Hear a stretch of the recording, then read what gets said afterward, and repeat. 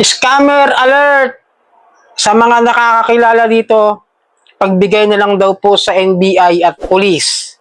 Ayon dun sa uli agent na nag-post ng hindi nakapagbayad ng utang doon sa kanilang company. So, i-report natin, tulungan natin itong mga biktima na ito. I-report natin yung profile ng agent para ma-take down yung kanyang Facebook page. So, paano gagawin at paano natin malalaman? Panoorin ang video ito. Alright, welcome back mga ka-Johnny muli. Bago natin simulan ay magpapasalamat po muna ako sa inyong lahat sa patuloy na pagsuporta at paglalambing ko sana sa inyo na marami kasi nanonood sa akin na hindi pa nakasubscribe, no? Maglalambing lang ako sa inyo na paki-subscribe na lang po para mas tumaas pa yung ating subscriber. Tapos kung nakakatulong sa inyo ito, paki-subscribe, paki-like na po yung mga videos natin, tapos i-share nyo na rin po sa iba para marami alam ng ating channel at marami rin matulungan ng mga biktima like this na ganitong content. At pakihit nyo na po yung mga notification bell ko do sa aking mga social media account. Yung Facebook, TikTok at itong aking YouTube channel. At maraming pong salamat sa patuloy na pagsuporta. Uulitin ko, no? At sisimulan na natin dito sa video ito na kung saan yung Ola agent nagkakalat ng lagim dun sa mga nagkaroon ng utang na hindi nakapagbayad.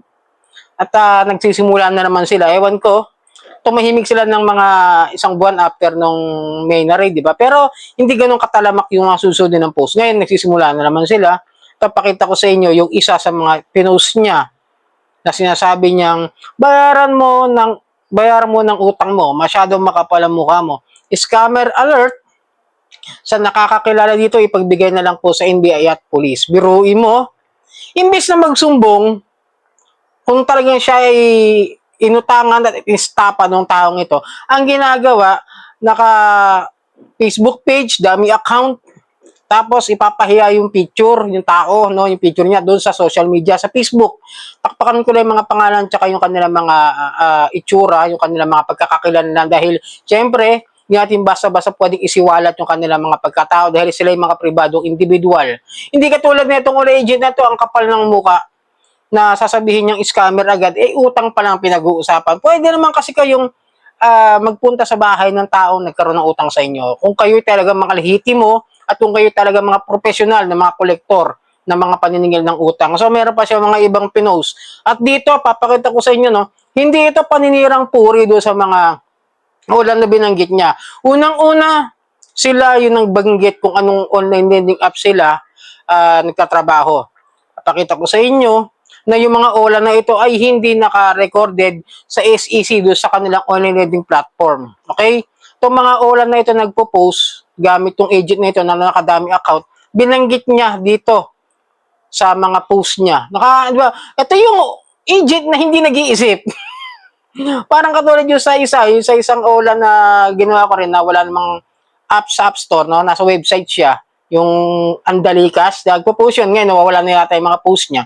Pero dahil sa pagsasamahan ng pagtutulong sa pagre-report kaya nawawala yung ibang mga Ola agent at binubura nila yung mismo mga post nila. Pero yung Facebook page, sana ma-turn down, ma-take down natin. Okay? Ito, pakita ko sa inyo yung isa na kung saan yung binanggit niyang Ola. For your financial safety, we recommend generating your repayment code directly through our app to avoid potential scams. Yung app na binabanggit niya is support. At yung loan product daw ay support basic. Ayan, pinakita pa niya kung ano yung mga repayment details niya. Tapos yung loan amount niya, nung tao, nung pina-post niya sa social media, ay may utang na 21,920. Medyo malaki, but still, utang ang pinag-uusapan dito. At wala pa rin kayong karapatan mag-post o mamahiya ng taong nagkaroon ng utang hindi nakapagbayad. Pero itong OLA na ito, no, itong support safe, wala siya sa list of recorded online lending platform. Wala siya ron. So, alam niyo na ibig sabihin kasi itong si support is excellent era na hindi isinama at tinanggal ng SEC. Do sa huli ko ginawang video, hindi po ba? Yung list ng mga inarest ng SEC. Dahil nga siguro dahil sa dami ng complaint. Okay? At sa dami ng reklamo sa kanila. Kaya wala sila ngayon doon. So, para doon sa OLA na ito, no? Hindi ito paninirang puri para sa inyo. Tinutulungan ko pa nga kayo dahil yung mga agent ninyo nagiging balasubas ng harap-harapan, tapos pinapakita pa yung OLA na kung saan siya nagtatrabaho, di ba? Kung tutuusin, itong si support, dati meron tong address na ginamit yan, pero after na mag-update yung kanyang apps do sa Play Store, nawala yung address. Siguro dahil napagtanto na hindi legit yung kanyang address na ginamit nung una, nung aking siniyasat tong support save na ito. And then sumunod dyan, pakita ko sa inyo mga kadyani, yung isa pang individual na ipinost nitong OLA agent na ito. Pakita ko sa inyo, no? Bastos ka pong kausap, di ba? Bakit paano naging bastos? Sino ba ang una naging bastos kapag kinakausap nyo yung inyong mga kliyente? Pag yung tao nakikiusap na hindi makakapagbayad agad-agad dahil nagkakaroon ng problema pinansyal at hindi naman agad-agad nagkakaroon ng pera pang bayad sa gusto nyong amount na gusto nyong ibayad, hindi ba? Biniglaan nyo nga yung tao doon sa mga interest ninyo Kasi popost yung kagad ng ganito. Ito, ganun din yung sinabi naman niya, pero ito, ibang app naman siya. Magkapatid nga, itong support at itong si pesos.ph. Pakita ko sa inyo, ayan, Yeah. For your financial safety, we recommend generating your repayment code directly through our app to avoid potential scam. App pesos.ph, na which wala rin sa Play Store. At wala rin sa list ng SEC of recorded online lending platform nang hinahanap ko. So, anong ibig sabihin? They are operating illegally. They are operating using the Play Store para magpautang nang hindi sila rehistrado. Di ba doon pa lang sablay na? Pagkatapos magpo-post pa kayo ng ganito, mamamahiya pa kayo ng kliyente nyo, di ba? Tapos halagang 1.5 ganyan. It's either, di ba, gusto nyo magkaroon ng lisensya pero kadalasan sa ginagawa ninyo, mga OLA, I just giving you an advice na please, if you want to be a legit lending app, do what is the rules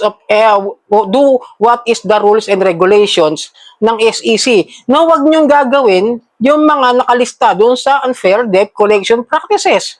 Pero ito yung mas ginagawa ninyo. So paano kayo paniniwala na legit kayo? Kung pinusin na kaya hindi kayo binabayaran Kasi nga dahil sa ginagawa niyo pamamahiya dito sa mga individual o mga kliyente niyo na hindi agad nakakapagbayad ng utang. Diba? And then re-report natin itong Facebook page na itong na itong tao na ito, nung dummy account. Basta punta po kayo doon sa kanyang pangalan, merong 3 tuldok, diba? Tapos sunod yan, report profile. Pagka-report profile, ayan, sunod-sunirin nyo lang po yung mga kailangang i-report, yung susunod na kung ano yung dahilan, kung ano yung profile na yan, kung ano yung dahilan kung bakit nyo nare-report, kung harassment, something, kung pamamahiya, bullying, kung ano man. Basta, yun, sunod-sunurin nyo lang po yan hanggang sa matapos ninyo yan. Tapos, magsasubmit na ng report yan, sundan nyo lang yung aking mga instructions dyan. Okay? Subaybayan nyo lang, tapos tignan nyo. Tapos, i-forward nyo na po yan.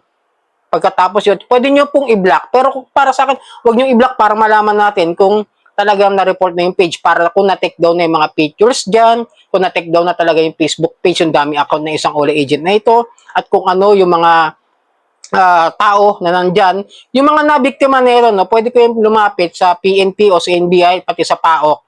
At yan naman, nilagay naman nila kung nung OLA sila, at matibay na ebidensya yan para sa harassments na ginagawa nila. Pwede kayo lumapit dyan, good sa mga nabiktima. Pangalan nito, Mike Switch. Okay, ha? Sana nakatulong ang video ito. Sana tulungan nyo rin mga biktima ng OLA na mai-report itong Facebook account na ito. So maraming pong salamat at hanggang sa muli.